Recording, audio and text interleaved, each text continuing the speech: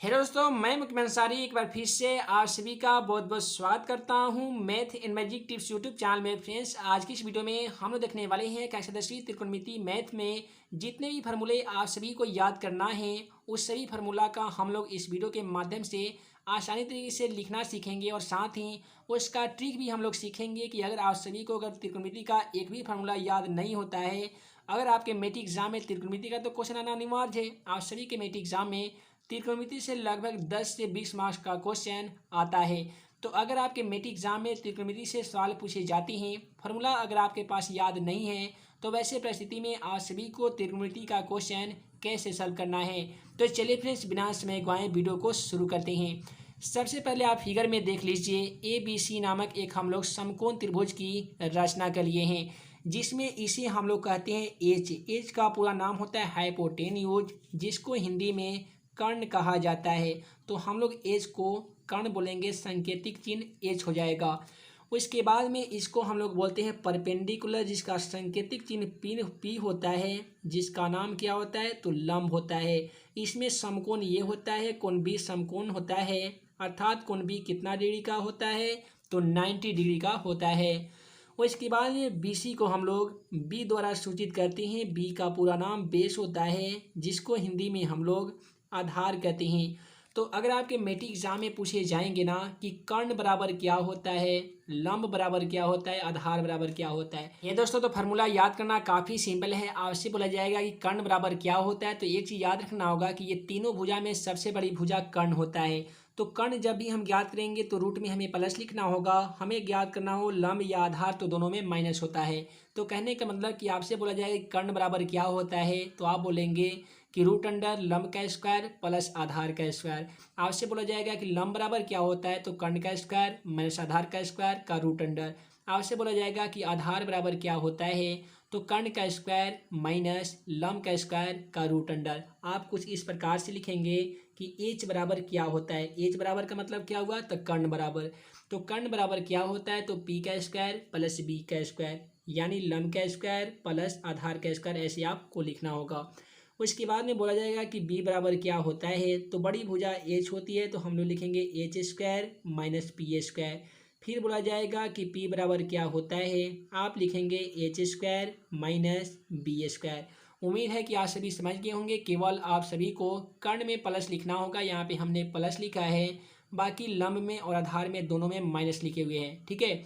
उसके बाद में अगला जो फार्मूला आप सभी के एग्जाम के लिए बनते हैं वो बनते हैं कि साइन थीटा बराबर क्या होता है, साइन थीटा। उसके बाद में बनते हैं कि कॉस थीटा क्या होता है। उसके बाद में कि टेन थीटा बराबर क्या होता है। उसके बाद में बनते हैं कि कॉट थीटा बराबर क्या होता है। उसके बाद में है सेक थीटा बराबर क्या होता है, और लास्ट में क्या आता है, तो लास्ट में दोस्तों आता है कॉसेक थीटा। तो ये याद करना काफ़ी सिंपल है। सबसे पहले यहाँ पे दोस्तों दिखाई दे रहा होगा कि साइन थीटा बराबर क्या होगा, तो साइन थीटा का फॉर्मूला होता है पी बटा एच। पी को हम लोग बोलेंगे लंब और एच को बोलेंगे कर्ण। तो यहाँ पे आप सभी को याद करना होगा कि पी बटा एच। हम आप सभी को ट्रिक भी बताएंगे कि इतना आप सभी को याद करना कोई ज़रूरत नहीं है, आप सभी ट्रिक के माध्यम से इसे याद कर लेंगे। तो सबसे पहले इसका हम लोग फॉर्मूला देख लेते हैं, उसके बाद में साथ ही इसका ट्रिक भी देखेंगे। तो कॉस थीटा का फॉर्मूला आता है बी बटा एच। तो बी के मतलब आधार, एच का मतलब कर्ण। तो यहाँ पे हम लोग लिख सकते हैं कि कॉस थीटा बराबर क्या होता है, तो बी बटा एच होता है।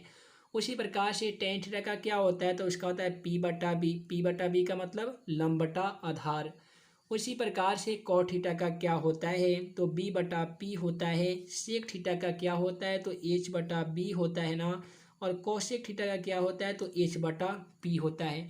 तो बहुत सारे स्टूडेंट को लग रहा होगा कि इतना तो याद करना तो बहुत कठिन बात है। तो कोई बात नहीं, अगर आपको याद करना नहीं आता है तो याद मत कीजिए। आसान तरीका आप सभी को बता देते हैं कि आप इसे ट्री के माध्यम से कैसे याद करेंगे। तो आपको ऐसे लिखना होगा, ट्री कुछ इस प्रकार से बनेगा। चलिए हम आप सभी को यहाँ बता देते हैं कि ट्री का आप सभी को बनाना कैसे है। तो आप लिखेंगे पी बी पी बी, उसके बाद लिखेंगे एच एच। इतना तो आप लिख ही सकते हैं कि पी बी एच एच। उसके बाद में हम जितना यहाँ पे लिखे हुए ना, इसी को आपको उल्टा लिखना है। सबसे यहाँ पे लास्ट में एच है, तो यहाँ पे हम सबसे पहले एच लिखेंगे इस प्रकार से। उसके बाद में दूसरे नंबर में भी एच है, तो यहाँ पे भी हम एच लिखेंगे। उसके बाद में यहाँ पे बी है, तो हम यहाँ पे बी लिखेंगे। उसके बाद में यहाँ पे पी है ना, तो आप यहाँ पे पी लिखेंगे। उसके बाद में यहाँ पे बी है तो आप भी यहाँ पे बी लिख देंगे। उसके बाद में यहाँ पे पी दिखाई दे रहा है तो हम यहाँ पे पी लिख देंगे। उसके बाद में इसे हम लोग एक बॉक्स का रूप दे देंगे, ठीक है। इसे हम लोग एक बॉक्स की तरह इसे बना लेंगे ऐसे। उसके बाद में जितना भी यहाँ पे दिया गया इसको हम दो दो भागों में बांटेंगे ऐसे, ठीक है। उम्मीद है कि आप सभी को समझ में आ रहा होगा। और सभी में हम लोग ऐसे बाटा लगा देंगे, हम लोग सभी में बाटा का सिंबल दे दिए हैं। उसके बाद में यहाँ पे आपको लिखना होगा साइन थीटा, यहाँ पे लिखेंगे कॉस थीटा, यहाँ पे टेन थीटा, ये हो जाएगा कॉट थीटा, सेक थीटा, और ये हो जाएगा कॉसेक थीटा। तो अगर आपके मैट्रिक एग्जाम में देखिए, मैट्रिक एग्जाम में क्वेश्चन कैसे पूछे जाते हैं, तो पूछे जाते हैं कि यदि साइन थीटा बराबर 4/5 हो तो कॉस थीटा का मान ज्ञात करें। तो ऐसे क्वेश्चन बनाने के लिए सबसे पहले आपको साइन थीटा बराबर क्या होते हैं, तो P/H होते हैं। कौन से स्टूडेंट को मालूम होगा, जिसे फार्मूला याद होगा। अगर आपको याद नहीं है तो जल्दी से आप पेज में ऐसे बना सकते हैं। और पहले वाला साइन थीटा का फार्मूला क्या मिल गया, P/H मिल गया। तो आप ऐसे P/H लिखते हैं। तो जब P/H लिखते हैं तो जाहिर सी बात है यहाँ पे B नहीं है, तो आप सभी को बी के फार्मूला के द्वारा सबसे पहले B का मान ज्ञात करना पड़ता है। तो B का फार्मूला क्या बनेगा, A² - P²। तो ऐसे ज्ञात करने के बाद आज सभी को कॉस थीटा का मान ज्ञात करना पड़ता है। तो इसके लिए भी आपको याद करना होगा कि कॉस थीटा बराबर क्या होता है, तो क्या होता है B/H होता है, अर्थात आधार बटा कर्ण होता है। तो उम्मीद है कि ये फार्मूला तो याद करना काफ़ी सिंपल था। चलिए हम आप सभी को अगला फार्मूला दिखा देते हैं। और अगला जो फार्मूला हमारा है त्रिकोणमिति का, वो इस प्रकार से है कि साइन इंटू 90° माइनस थीटा बराबर कॉस थीटा होता है। केवल इतना याद रखना है कि साइन इंटू 90° माइनस थीटा बराबर क्या होता है, तो कॉस थीटा होता है। तो जब हम साइन की जगह पे कॉस रखेंगे तो नीचे की कॉस की जगह पे साइन हो जाएगा। तो दूसरा फार्मूला तो हमें ऐसे ही बनाने चलाएगा कि यहाँ पे साइन इंटू 90° माइनस थीटा बराबर जब कॉस थीटा होता है, तो अगर हम लोग लिखेंगे कि कॉस इंटू 90° माइनस थीटा बराबर क्या होगा, तो यहाँ पे साइन थीटा हो जाएगा, ठीक है। उसके बाद में अगला फार्मूला है कि टेन इंटू 90° माइनस थीटा बराबर क्या होता है, तो ये कॉट थीटा होता है, ठीक है। तो जहाँ पे टेन लिखा गया है वहाँ पे अगर हम लोग कॉट लिखेंगे तो कॉट की जगह पे टेन हो जाएगा। तो इसे हमको दूसरा फार्मूला मिल जाएगा। तो यहाँ पे हम लिखेंगे कॉट इंटू 90° माइनस थीटा बराबर क्या होगा, तो यहाँ पे टेन थीटा हो जाएगा। उसी प्रकार से अगला जो फार्मूला है वो है सेक इंटू 90° माइनस थीटा बराबर क्या होता है, तो वो होता है दोस्तों कॉसेक थीटा, ठीक है।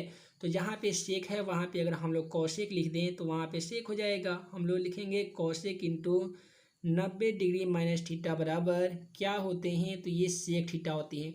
तो ये फार्मूला लगभग काफ़ी सिंपल है। साइन इंटू 90 माइनस थीटा बराबर cos theta, cos into 90 minus theta बराबर sine theta, tan into 90 minus theta बराबर cot theta, cot into 90 minus theta बराबर साइन थीटा टेन थीटा। तो इस प्रकार से दोस्तों ये फार्मूला बन गए। अब इस फार्मूला के माध्यम से आज सभी के एग्जाम में कैसे सवाल पूछे जाते हैं, तो ऐसे रहते हैं कि मान ज्ञात करें और क्वेश्चन रहेंगे साइन 18° और बाटा कॉस 72°। तो इस ये जो क्वेश्चन दिया गया है कि इसका मान ज्ञात करना है, तो सबसे पहले आपको साइन 18 को तोड़ना होगा। तो साइन 18 को कैसे तोड़ेंगे, तो आपको याद होगा कि साइन इंटू 90 माइनस थीटा एक फार्मूला होता है। तो आप ऐसे लिखेंगे कि sign into 90° minus theta, theta का मान यहाँ पे 18 है ना, तो 90° में से आप सभी को 18° को माइनस करना होगा। तो कितना डिग्री बचेगा, 72° बचेगा।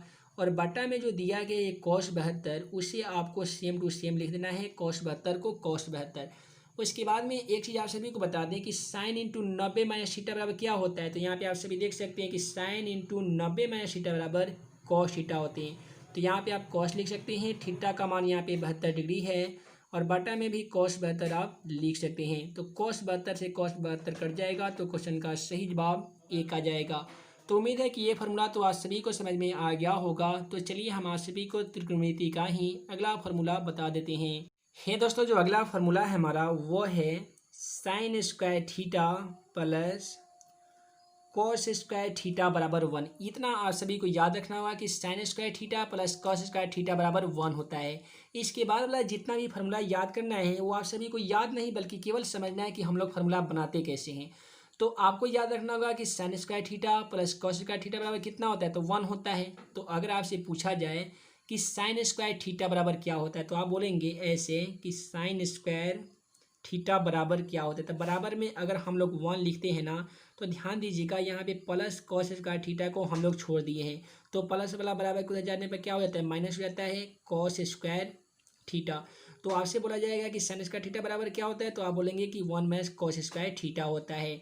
अगर हम साइन स्क्वायर पर से स्क्वायर हटा देंगे, केवल साइन थीटा लिखेंगे ना, तो यहाँ पे जो था 1 कॉस स्क्वायर थीटा, इस पे रूट आ जाएगा 1 कॉस स्क्वायर थीटा। क्योंकि आप सभी को मालूम होगा कि किसी भी संख्या पर से रूट हटता है तो उधर स्क्वायर चढ़ता है, स्क्वायर हटता है तो रूट चढ़ता है। उसी प्रकार से हम तो साइन का बता ही दिए हैं, अब आप कॉस का बना ही सकते हैं। आप अगर लिखते हैं कि कॉस स्क्वायर थीटा बराबर अगर 1 लिखते हैं, यहाँ पे कॉस स्क्वायर थीटा बराबर 1 लिखते हैं, तो साइन स्क्वायर थीटा प्लस में है तो इधर क्या हो जाएगा, माइनस हो जाएगा साइन स्क्वायर थीटा। उसी प्रकार से आप कॉस पर से भी स्क्वायर हटा के देख सकते हैं। अगर आप लिखते हैं कॉस थीटा बराबर, तो इधर हो जाएगा root under 1 sine square theta. तो इस प्रकार से sine square theta plus cos square theta के माध्यम से बहुत सारे फार्मूला आप सभी बना सकते हैं, ठीक है। उसके बाद में इसी में का अगला जो फार्मूला आता है वह होता है सेक स्क्वायर थीटा और माइनस में होता है टेन स्क्वायर थीटा बराबर 1।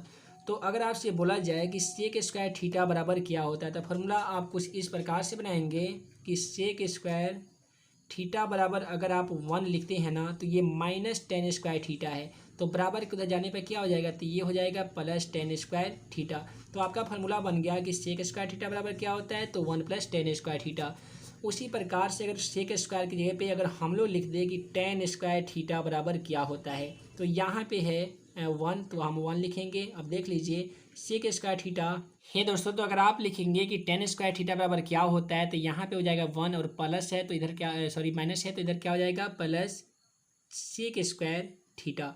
तो इस प्रकार से ये भी फार्मूला आप आसानी तरीके से बना सकते हैं, आपको याद करने की कोई ज़रूरत नहीं है। अगर यहाँ पे अगर आप यहाँ से स्क्वायर हटा देते हैं ना, तो नीचे देखिए इस पर रूट चढ़ जाएगा। तो ये तो बहुत सिंपल है कि अगर एक चीज़ और आप सभी को बता दें कि एक और फार्मूला आता है जो काफ़ी इंपॉर्टेंट है आपके मैट्रिक एग्जाम के लिए, वो होता है कि टेन थीटा बराबर, तो टेन थीटा बराबर एक फार्मूला हमारा आता है साइन थीटा बटा कॉस थीटा। दूसरा एक आता है फार्मूला कि कॉट थीटा बराबर क्या होता है, तो कॉट थीटा का फार्मूला होता है कॉस थीटा बटा साइन थीटा। तो इस प्रकार से हम आप सभी को बहुत सारे फार्मूला बता दिए हैं। दोस्तों, त्रिकोणमिति का जो अगला फार्मूला है हमारा वो है साइन स्क्वायर थीटा, या आप ऐसे भी लिख सकते हैं कि साइन थीटा गुने कोसेक थीटा बराबर 1 होता है। केवल आप सभी को इतना याद रखना होगा कि साइन थीटा गुने कोसेक थीटा बराबर कितना होता है, तो 1 होता है।